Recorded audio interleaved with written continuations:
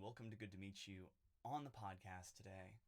You really do have it all. I had this moment. It was just a great moment because it really was just me living very profoundly within the space that I could exist in. So I went to next to the American Civil War Museum here in Richmond, Virginia. And as I was driving in, I was like, oh, I got to get a picture because it was like the river and the train tracks and the trees and it was just the sun was right. And I was like, oh, I just got to capture this moment. Of course, I went up there and I took as many pictures as I could possibly take. I only had 20% battery life. I was like, this dog needs to go out and get a walk. And so I took the dog on a walk. And then I'm I'm taking pictures and I'm enjoying it. I've got this great liked songs playlist, just songs that I've liked that I just pulled out of whatever stream or whatever it was, and in that playlist, I'm just enjoying some of my favorite jams.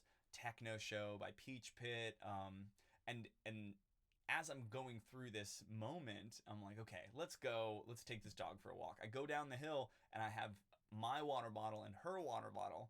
And I drop her water bottle, and then I'm like going to get the water bottle, and I'm like I did like this little like guitar kind of strut. You know how like they kick their foot out and they're just kind of like ding ding ding. And so I did that, and I dropped her water bottle, and then I'm subsequently like spinning around, grabbing it, and then coming back up and grabbing her leash, and I'm like, we got it all. And I really do have it all. You have it all. We all have that thing. We all have every opportunity to live a successful and happy life. I constantly read. I'm like a big poster, not a poster, a big commenter and supporter of people that are going through their spiritual growth, especially in the spirituality Reddit and subreddit rather. And it's so amazing how many people are struggling with mental health issues. So many people are struggling with their own issues. And I'm not saying that, oh, well, what are you complaining about? Because that's not true. I have immense compassion for all those people that are experiencing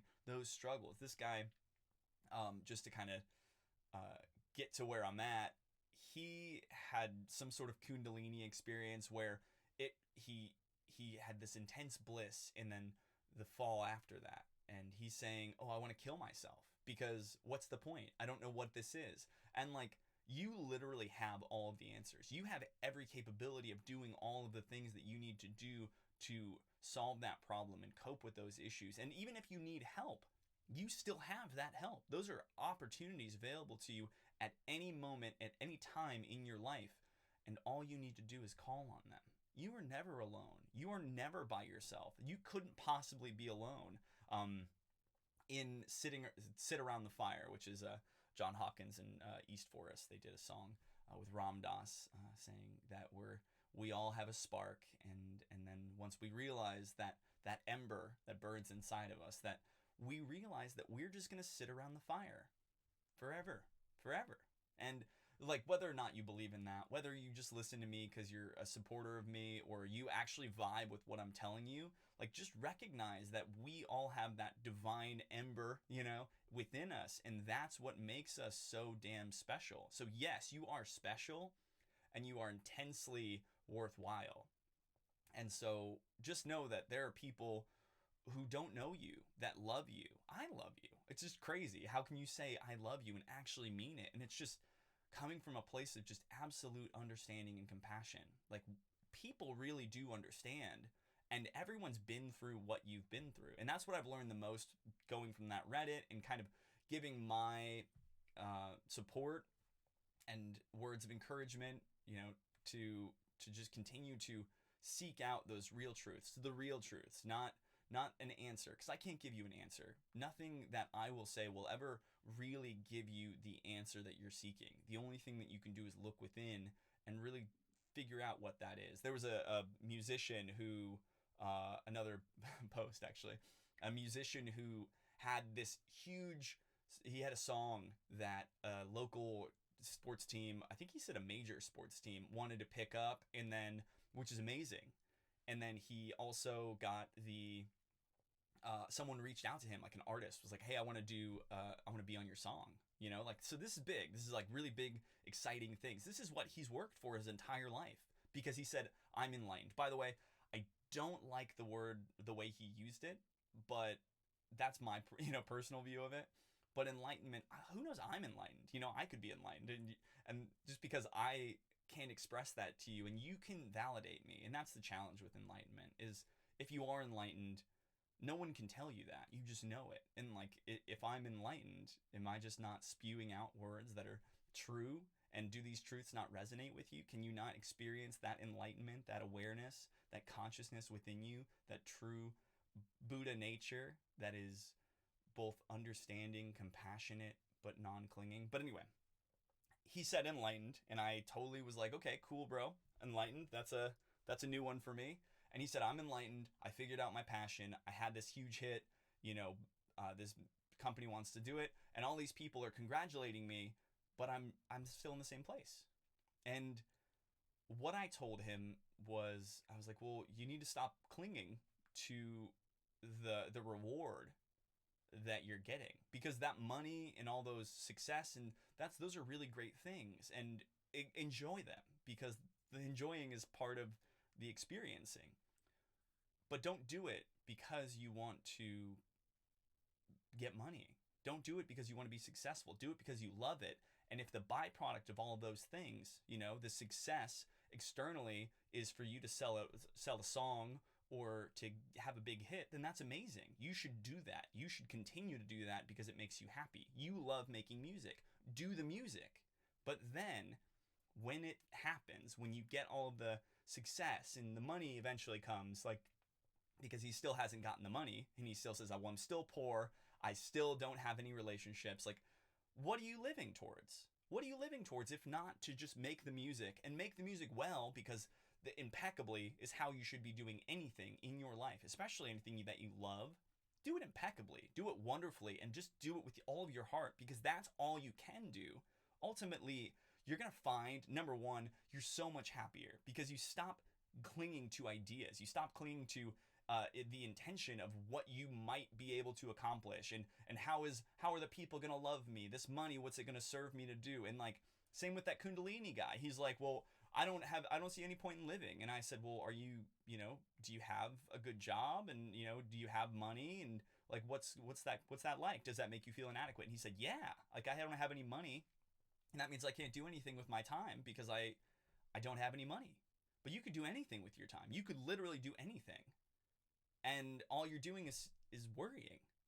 And you always have everything. Anything that you need is within you, and anything you desire. Like, I did speak with a young lady that was, she was talking about manifestation, self concept, I think she called it. But manifestation is what I eventually got back to. I was like, was it like asking the world for what you want and then getting it? And like, I was like, isn't that just your effort exerted out into the world producing a positive effect?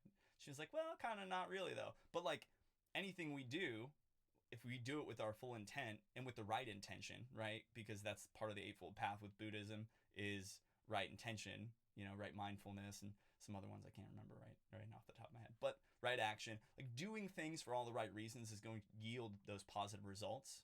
Internally, you're going to feel better, and externally, it won't matter, because you feel good about it. If you feel good about it, then that's the point. And that's anything in your life. If you feel good about it, that is the point. That is the only thing that matters.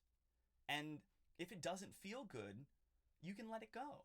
Like, I say that, and you think, oh, well, you don't know my struggle. Tell me about it. Tell me about it. Tell me why it hurts so bad. And I'm not trying to like, demean you in some way.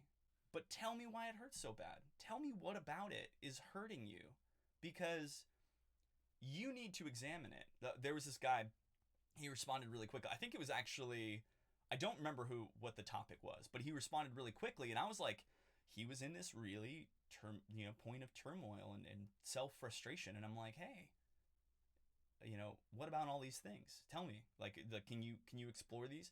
And he gave me a response. I was like, you didn't really think about it. You didn't give the time to analyze why it hurts, what hurts, what's the cause of that hurt. And we need to take that time. We need to take that time to analyze and understand why we feel the way we feel. I'm not a freaking psychologist, okay? I have all the credits, although I have not been awarded a degree in sociology, associate's degree, not even a big degree, like a normal degree. But these are things like, when you live your life, what are you doing? Like, what is the way that you feel?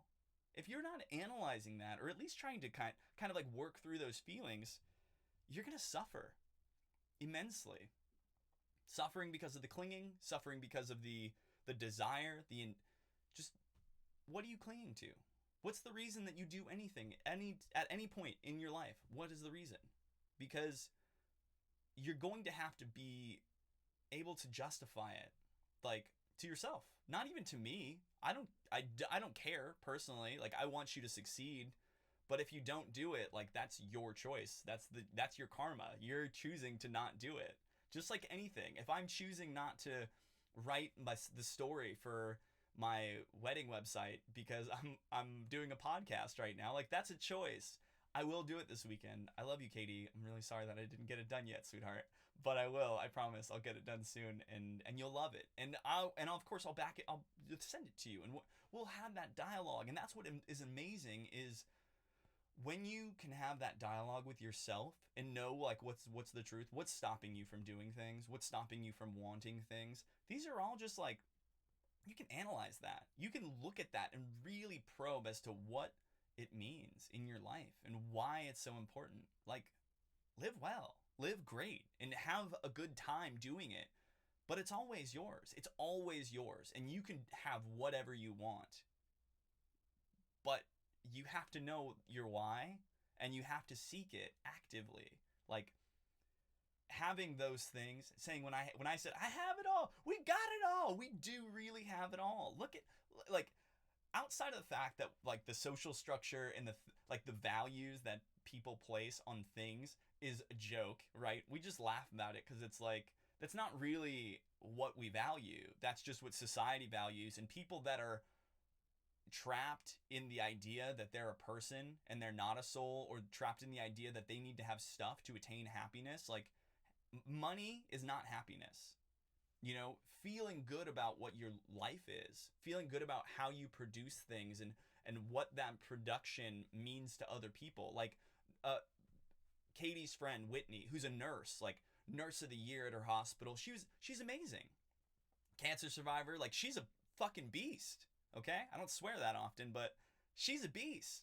And she does her work, and she works so hard. And, like, does she know how amazing she is? I know she does, and I'm sure, her husband tells her every day, and her friends celebrate her. But, like, when do you internalize that?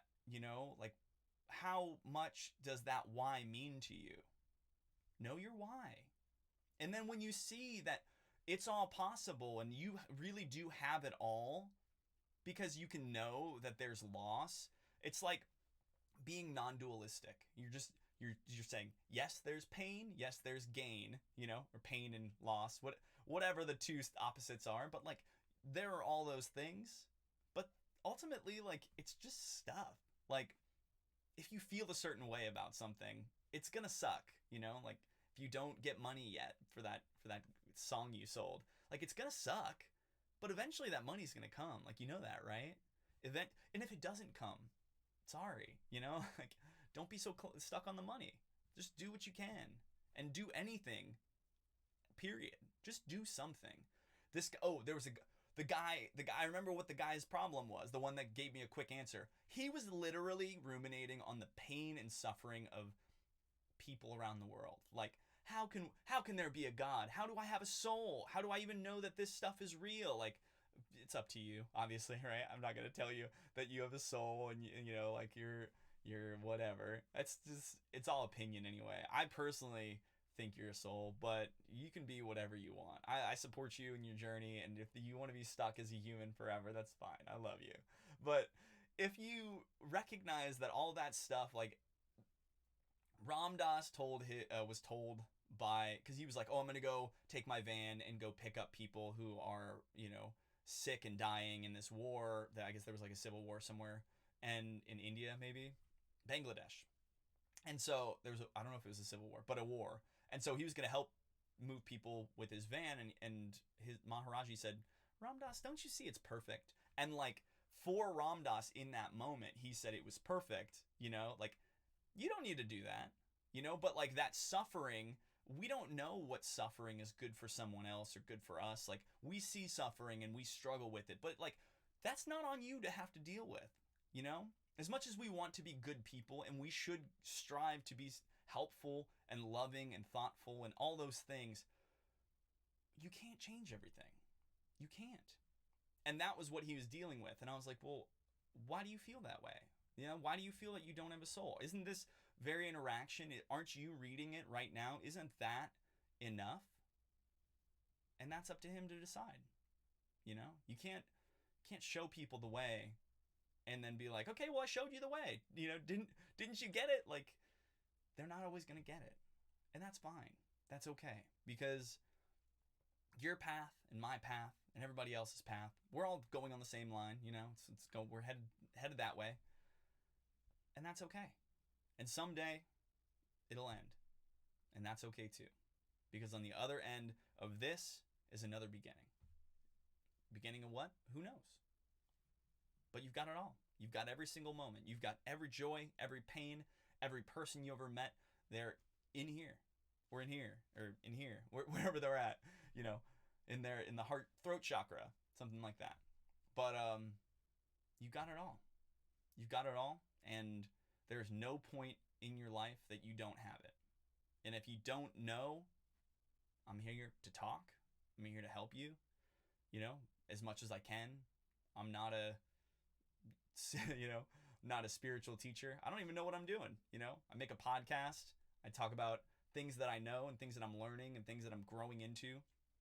But it's taken me 32 years to get here. And you, at 18, at 24, at 85, you don't know. And I don't know. I don't know what you don't know, and I don't know what you know, because how can anybody know about anything? We just try. And we know the truth.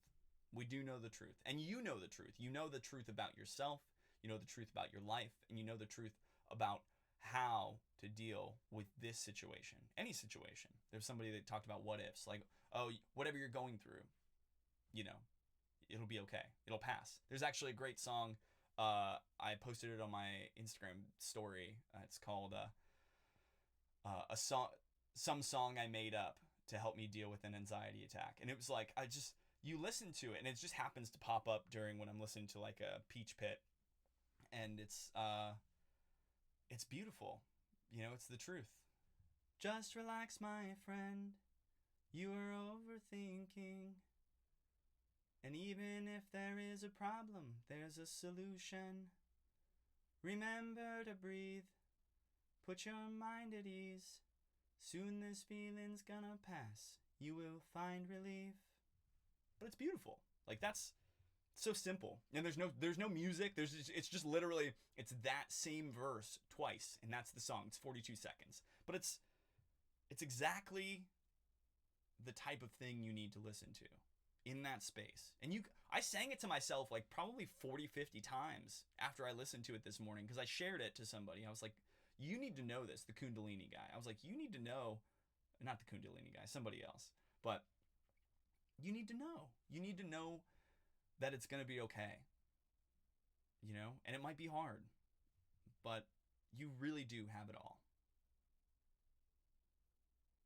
Thanks again for listening, guys. I appreciate it. Thank you so much for your time and your patience. And this is like a 20-minute video. This is a 20-minute video. This is a 20-minute podcast-ish, I guess. 20 minutes-ish after I edit it. But like, this is the truth, No script. The practice of loving everything, that was a script. This, I was just on a walk, and I had that moment of realization, and it made me feel so deeply that when I got home, I jumped in this closet, and I made a podcast. I hope you guys feel well. Take care of yourself, and I'll see you on the next one.